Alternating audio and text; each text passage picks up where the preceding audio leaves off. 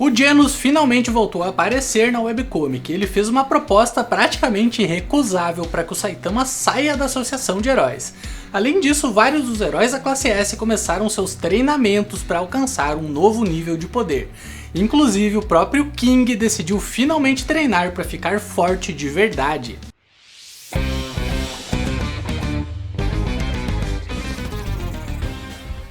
E aí galera, tudo beleza? Eu sou Vinícius Winkler, esse é o NerdTube e hoje eu vou falar da webcomic de One Punch Man, então aproveita para dar um soco caprichado no like para garantir sua inscrição aqui no canal. O capítulo 107 começa com os heróis da classe A investigando a prisão de monstros no subsolo do QG dos heróis. E o grupo da Fubuki também aparece por lá, e então a heroína da classe B vai até a Psychos que está desmaiada no chão.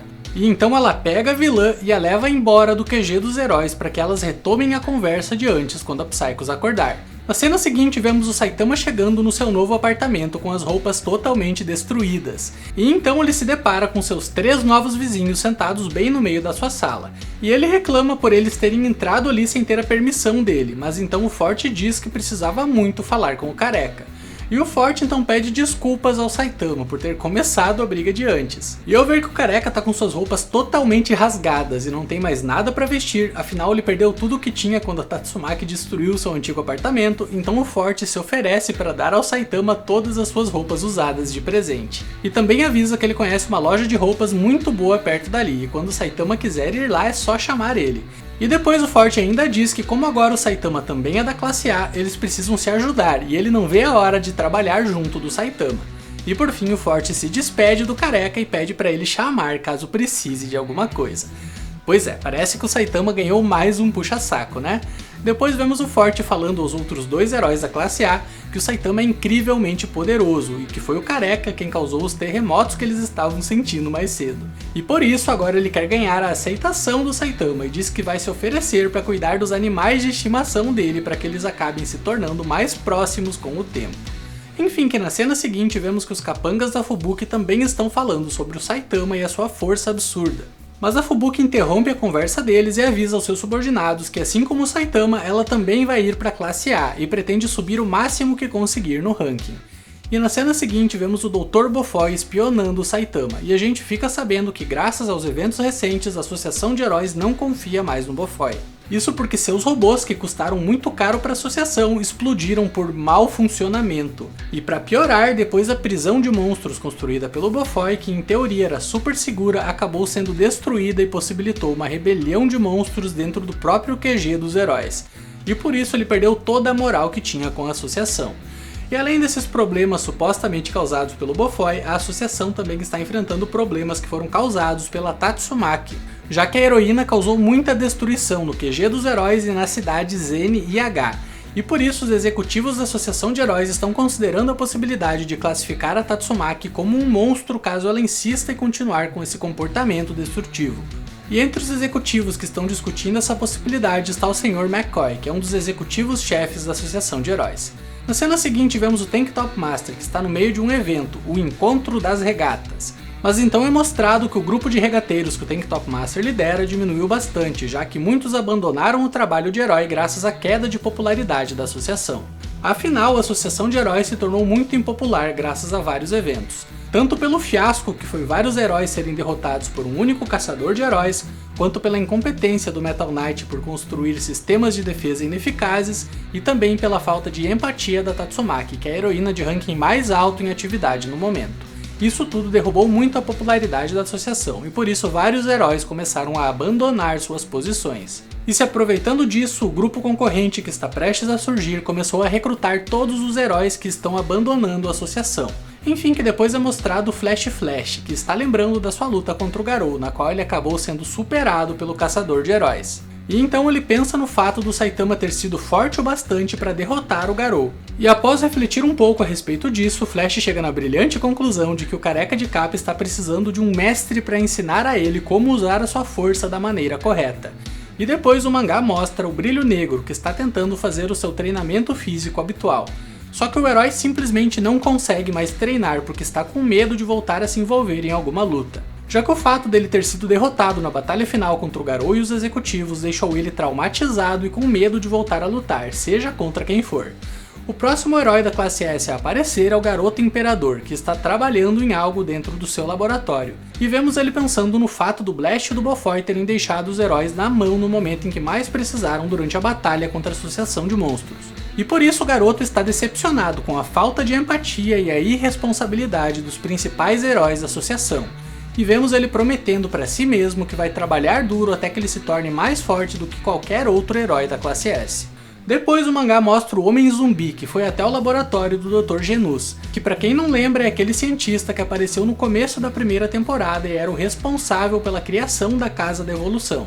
Enfim, que o Homem Zumbi pede pro Dr. Genus tentar remover o limitador do seu corpo, para que assim como o Saitama e o Garou, ele também consiga ficar mais forte. O único porém é que o limitador só é removido do corpo graças ao estresse físico e psicológico que é causado quando se fica à beira da morte. E isso precisa ser repetido várias vezes para que o corpo comece a se adaptar com as situações extremas e se fortaleça. Só que o Homem Zumbi pode receber danos de qualquer tipo que não vai acabar morrendo, e ele está consciente disso, e por isso o estresse psicológico que o medo da morte causaria não tem como ser aplicado ao Homem Zumbi. E então eu acho que não tem como ele remover o seu limitador da mesma forma que o Saitama e o Garou fizeram. Mas o Dr. Genus aceita pelo menos tentar, e então ele leva o zumbizão pro seu porão, onde ele diz que tem algo para mostrar pro herói da classe S. E depois vemos o Samurai Atômico e o Silver Fang, que estão jogando shogi e conversando. E nesse momento ficamos sabendo que o Silver Fang decidiu se aposentar do trabalho de herói. E por isso o Samurai se pergunta se o velho mestre tem certeza disso, afinal o Silver Fang é um dos maiores pilares da justiça atualmente. Mas o Silver Fang responde dizendo que ele já está velho demais para se dedicar a 2 trabalhos, e por isso ele decidiu se aposentar como herói e se dedicar somente ao dojo daqui pra frente. Já que foi justamente por ele negligenciar seus alunos que o Garou acabou se revoltando e começou a caçar os heróis. E por isso ele e seu irmão, o Mestre Bomb, vão se dedicar somente a treinar a próxima geração de agora em diante. E após essa conversa, o Samurai vai embora muito entristecido, afinal o Silver Fang era o único herói que ele admirava dentro da associação. E por isso ele começa a pensar que vai ter que encontrar um outro rival digno dentro da classe S. Seguindo para o capítulo 108, vemos que tem um grupo de monstros que se chama a Tribo da Floresta e está atacando a cidade Y. E tem somente 4 heróis de rank baixo protegendo a cidade. E mesmo que o trabalho em conjunto desses 4 heróis seja bom o bastante para vencer os inimigos mais fracos, eles acabaram sendo derrotados quando o líder dos monstros, o Rei da Floresta, apareceu. Mas quando tudo parecia perdido para os 4 heróis, uma grande explosão elimina todos os lacaios do Rei da Floresta de uma só vez. E depois vemos que a explosão foi causada pelo Genus, que recebeu um novo upgrade de poder. E ele agora diz que consegue lutar até mesmo contra monstros de nível dragão com sua força atual. E em seguida ele derrota sem nenhuma dificuldade o Rei da Floresta, que provavelmente era de nível demônio. E depois o Genus vai até o novo apartamento do Saitama. E chegando lá ele pergunta ao seu mestre por que ele escolheu um apartamento tão pequeno, sendo que ele poderia pegar um maior, afinal os heróis residentes ali não pagam aluguel. E a gente fica sabendo que o Saitama fez isso justamente para que o Genus não pedisse para morar com ele de novo. Mas enfim, que o Genus pede ao Saitama para que eles façam outro duelo, já que ele quer a opinião do seu mestre sobre o quanto ele evoluiu. E então os dois saem para procurar um local deserto onde eles possam lutar. E quando eles finalmente encontram um lugar adequado, eles começam a luta. Se é que dá para chamar de luta, né? Já que o Saitama ficou o tempo todo parado sem fazer nada. Mas uma coisa interessante é que agora o Genus tem uma nova habilidade, chamada de Núcleo do Relâmpago, que deixa ele com um brilho tão forte que ofusca a visão do inimigo.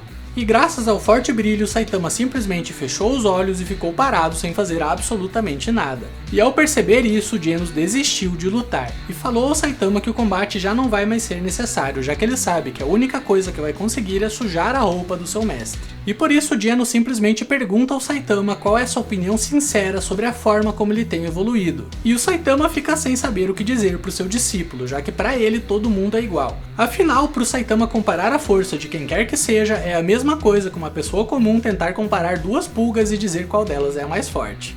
E por isso Saitama fala que ele não sabe se o Genus ficou mais forte, mas que ele com certeza agora está muito mais brilhante. E errado ele não tá, né? Só que ao ouvir isso, o Genus começa a pensar que o Saitama não tá nem aí pra ele, e que provavelmente o seu mestre nem sentiria sua falta caso ele simplesmente desaparecesse. Afinal, já faz 2 meses que eles se conhecem, e nesse tempo todo o Saitama não conseguiu notar nenhuma evolução no modo de lutar do seu discípulo.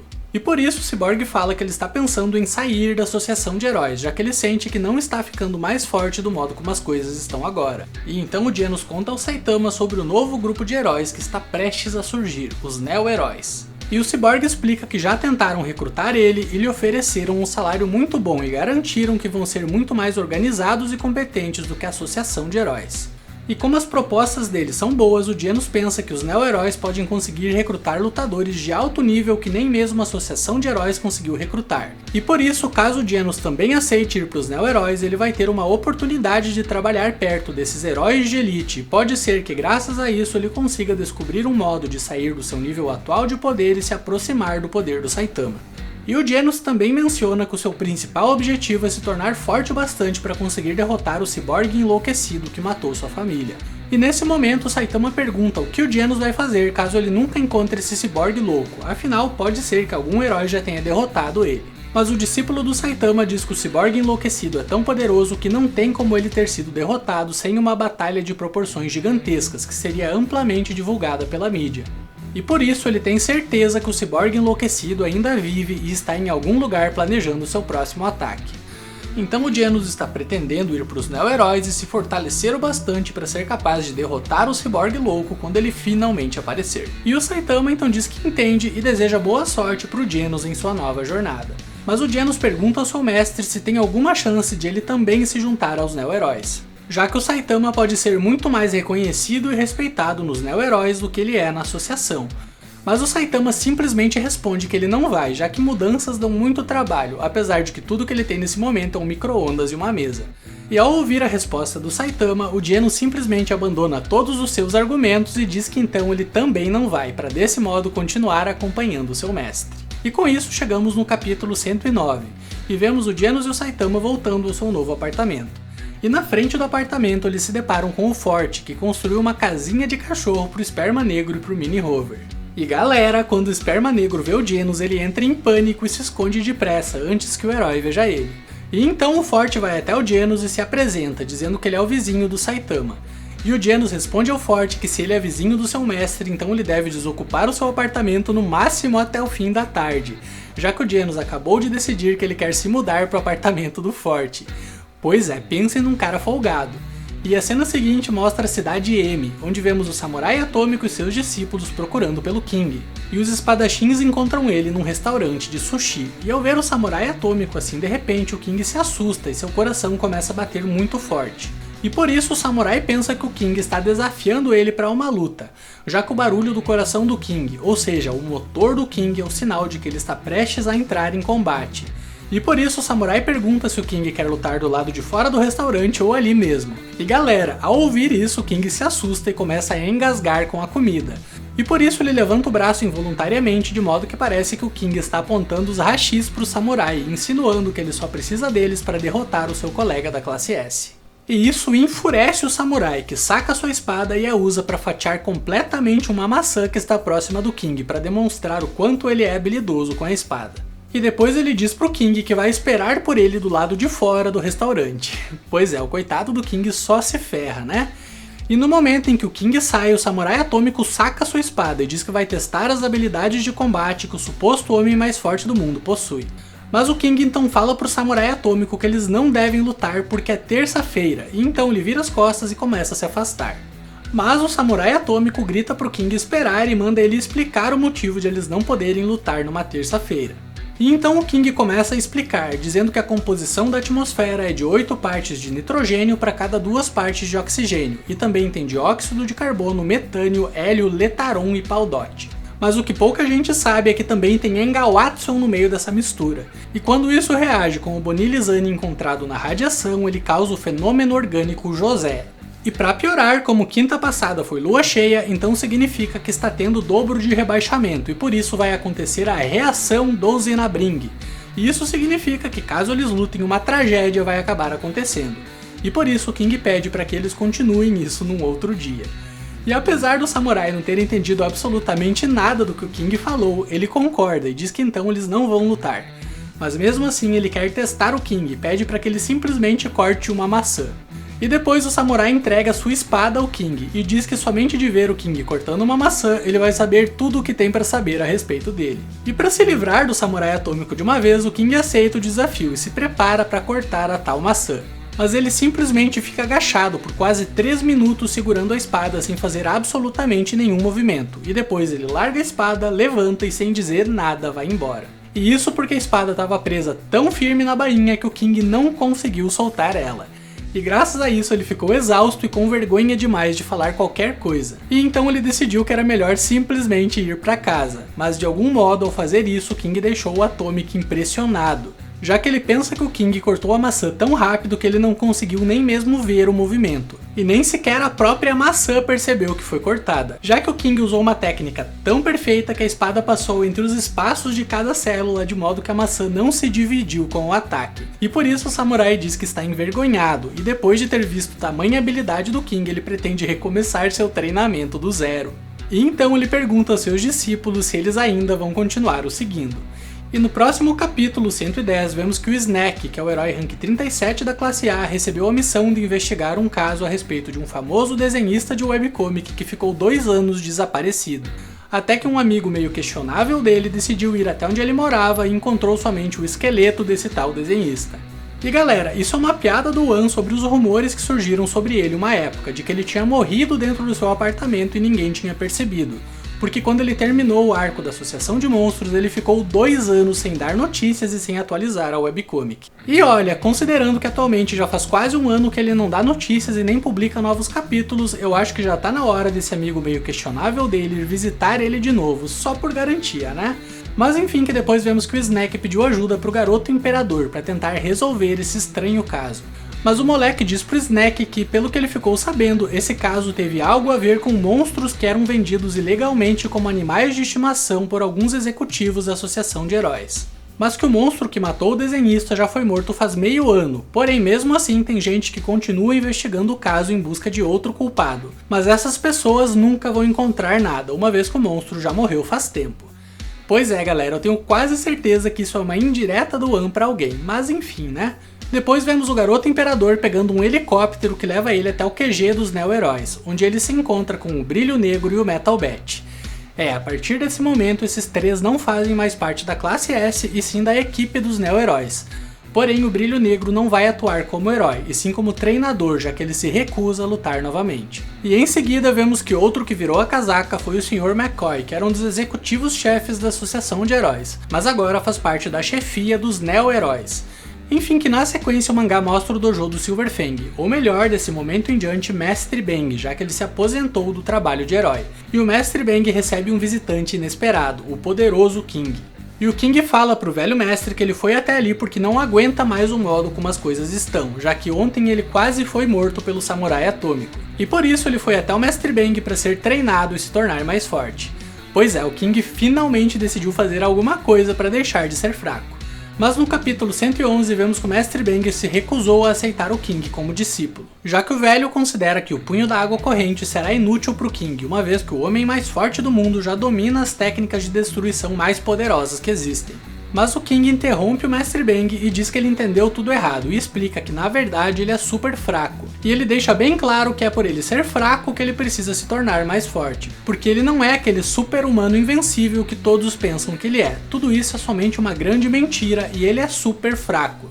E o Charanko, que estava escutando a conversa, fica abismado ao ouvir isso. E então pergunta ao King se é mentira a história do dia em que ele encontrou uma bomba tão forte que poderia destruir o sistema solar inteiro.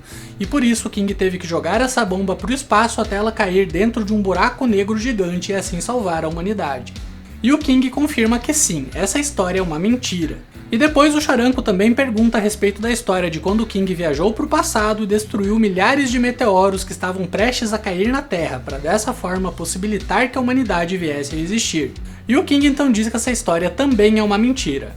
E o Charanko, desesperado, então fala sobre todas as mensagens subliminares que existem em cada lenda que já foi contada na história da humanidade, que no final de alguma forma conectam todas elas ao King. E mais uma vez o King diz que sim, isso é uma grande mentira, assim como todo o resto. Mas mesmo após ouvir tudo isso do King, o Mestre Bang acha que ele só está sendo modesto e humilde, e por isso Bang elogia o King e diz que ele deve continuar assim, sendo humilde e reconhecendo suas fraquezas. e que enquanto o poderoso King fizer isso, ele vai continuar sendo forte. E ao ouvir a resposta do Mestre Bang, o King simplesmente desiste e decide procurar o irmão do Bang, o Mestre Bomb.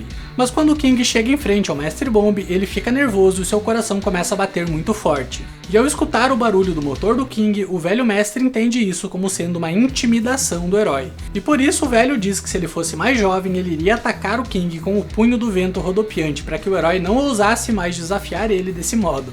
Mas agora ele não tem mais fôlego para lutar contra alguém do nível do King, e por isso ele somente vai dar ao herói uma carta de recomendação para que ele seja aceito em outro dojo, onde o King pode finalmente aprender a controlar a aura assassina do seu motor. Mas ao chegar nesse outro dojo, o King também é recusado, e o mestre de lá fala que ele não é capaz de ensinar o King a suprimir a sua aura assassina. E ao invés disso, o King deveria aumentar a sua capacidade de intimidação, para que absolutamente ninguém tenha coragem de desafiá-lo. E para isso esse mestre envia o King para outro dojo, mas quando o King chega nesse outro dojo para treinar aumentando a sua aura de intimidação, ele também acaba sendo recusado, já que os vários mestres de lá ficaram com medo de que o King achasse eles cruéis demais e simplesmente decidisse eliminar a todos. E por isso eles enviam o King para mais outro dojo, onde ele poderia treinar de maneira equilibrada para ficar fitness. Mas adivinha só, ao chegar lá o King também é recusado, já que o mestre desse dojo fala que os exercícios moderados que ele ensina não se comparam aos tipos de combates que o King já experimentou. E o King segue indo de dojo em dojo, mas simplesmente todo mundo se recusa de treinar ele, ou por medo ou por se acharem incapazes de treinar o homem mais forte do mundo. E desse modo o King simplesmente caminha de um lado para o outro até que ele chega numa cachoeira onde ele vê um rapaz meditando. E ao olhar para esse rapaz, o King percebe que é ninguém menos do que o Garou, e por isso o herói se esconde depressa e começa a tremer de medo. Mas para sorte do King, o Garou não notou sua presença.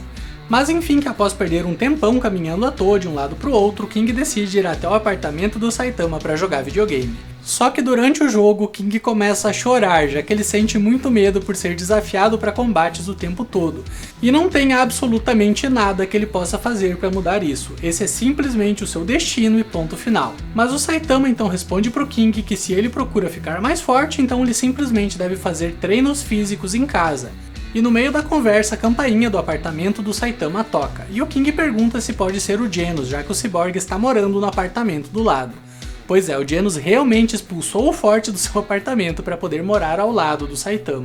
Mas enfim, que quando o Saitama abre a porta para ver quem tocou a campainha, ele dá de cara com o Flash. E então o Saitama simplesmente fecha a porta na cara do ninja e finge que não tem ninguém em casa. E dessa forma acaba o capítulo 111. Pois é galera, o vídeo acabou ficando meio longo, mas se você gostou, não esquece de deixar seu like para fortalecer o canal e também se inscreva para ser notificado quando eu postar vídeos novos por aqui. É isso aí, nerd. Até o próximo vídeo. Valeu! Fui!